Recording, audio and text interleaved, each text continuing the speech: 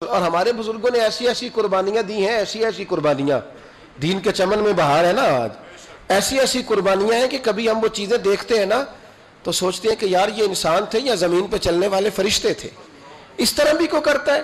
شیخ شرف الدین رحمت اللہ علیہ درویش تھے دلی کے، بہت سارے لوگ مرید تھے، ایک بڑا خدمت گزار مرید تھا، مزدوری کرتا تھا، غریب تھا، تو 6 بیٹیاں تھیں اس کی۔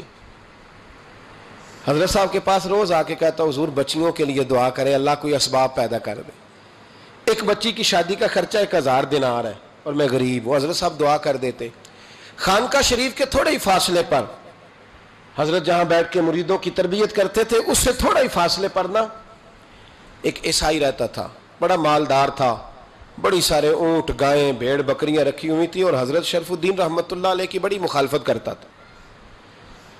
اور یہ جو آپ کا غریب مرید تھا یہ اس کا پڑوسی تھا، ایک دن بلا کے نا ان کو کہنے لگا کہ تو کدھر جا کے جو ہے وہ ٹکرے مار رہا ہے، وہاں سے کچھ نہیں ملنے والا، وہ تجھے کیا دیں گے جن کی خانقاہ خود چندے پہ چلتی ہے، مدرسہ چندے پہ چلتا ہے، مسجد چندے پہ چلتی ہے، تیری بیٹی کا معاملہ کہاں حل ہوگا؟ تو اس درویش نے کہا کہ تو میرے پیر کو نہیں جانتا، تو مجھے میرا محبوب نہیں ڈٹھا، تو پتہ نہیں نا، تو اس رستے کا مسافر نہیں، تو نہیں جانتا، ان کا بس چلے نا تو وہ ہر قیمت میں میری بیٹیوں کی شادی کرا دے۔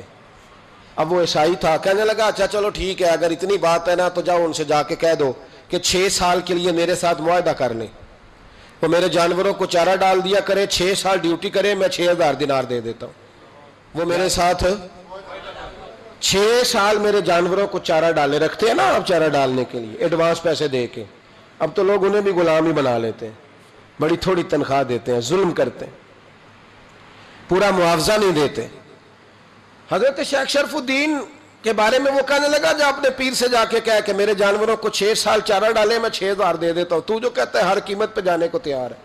اس نے جب یہ بات کی تو مرید نے ناراض ہو گیا، وہ لڑائی ہو گئی، گریبان پکڑ لیا، جھگڑا ہوا، بات بڑی دور گئی، اس طرح کی بات کرتا ہے میرے حضرت کے بارے میں، تیرے جیسے کئی میں وہاں کام پہ رکھا دوں۔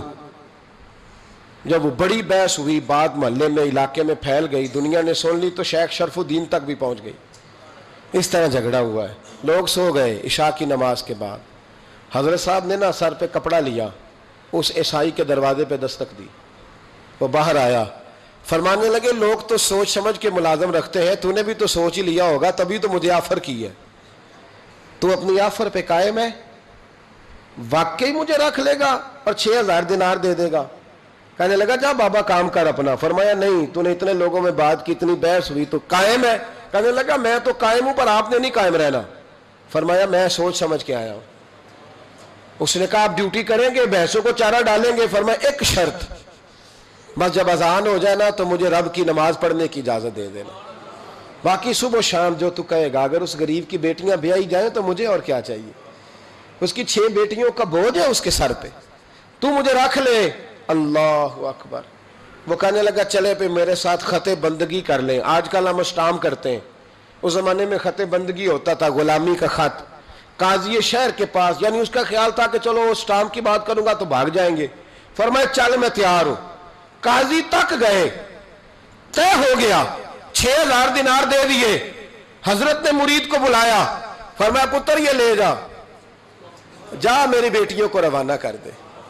کہنے لگا حضور یہ کیا کر رہے ہو آپ، کچھ سوچیں۔ فرمایا یار جب تجھے بیٹا بنا لیا تو پھر میری پوتیاں تو لگتی ہیں نا، میرا حق تو بنتا ہے نا، جا کے ڈیوٹی کر، ان کو بیاہ دے۔ بات پھیل گئی، بادشاہ بھی عقیدت مند تھا، وہ 12000 دینار لے کے پہنچا۔ کیا بتاؤں ان رب کے بندوں کا دل کیسا ہوتا ہے، کیا درد ہوتا ہے، کیا رنگ۔ 12000 دینار لے کے بادشاہ آیا اور آ کے حضرت کو پیش کیے کہ حضور آپ دیں اس عیسائی کو ڈبل دیں اور جائیں کام کریں۔ آپ فرمانے لگے تو پیسے دے، شرطیں نہ لگا، میرا جہاں دل کرے گا میں خرچ کروں گا، مجھے تو مزہ ہی اب آنے لگا ہے، ابھی تو لطف آ رہا ہے، ابھی تو ذائقہ آیا ہے کچھ کرنے کا، پیسے دینے ہیں تو دے، پابندی نہ لگا، جہاں میرا دل کرے گا میں۔ اس نے کہا حضور ٹھیک ہے رکھ لیں۔ حضرت نے فجر مسجد میں پڑھی، جیب میں 12000 دینار تھے، اعلان فرمایا بھی کسی اور کی بیٹی بھی بیٹھی ہے تو پیسے میرے پاس ہیں۔ وہ 12000 دینار بھی بانٹ دیا، اور 12000 دینار بانٹ کے نا تو پھر چلے گئے کھیت میں چارہ کاٹنے۔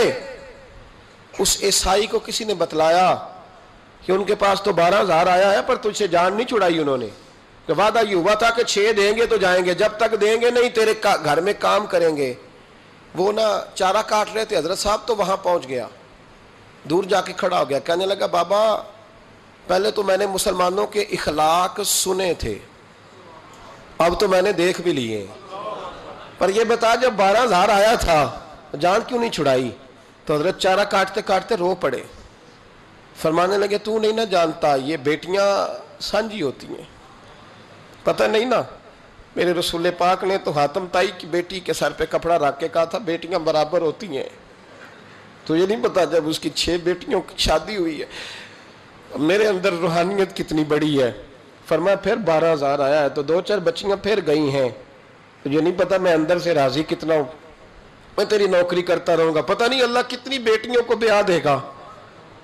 اتنا رویا وہ عیسائی کے پیروں میں بیٹھ گیا، کہنے لگا بابا میں نے تیری مخالفت کی ہے پر تیرے قریب آ کے پتہ چلا ہے کہ تو بہت اونچے اخلاق کا مالک ہے، اور اگر تیرا یہ مقام ہے تو تجھے اخلاق سکھانے والے محمد عربی کی شان کتنی ہوگی، رسول اللہ کا انداز۔ تو اس طرح کر مجھے کلمہ پڑھا، تو مجھے کلمہ پڑھا، کہا بابا پہلے تو میرے جانوروں کو چارہ ڈالتا تھا، اب جتنے لوگ تیری خانقاہ میں آئیں گے نا میں ان کے جوتے سیدھے کیا کروں گا، میں نوکری کروں گا، میں ہمارے بزرگوں نے نا اونچا اٹھ کے اونچا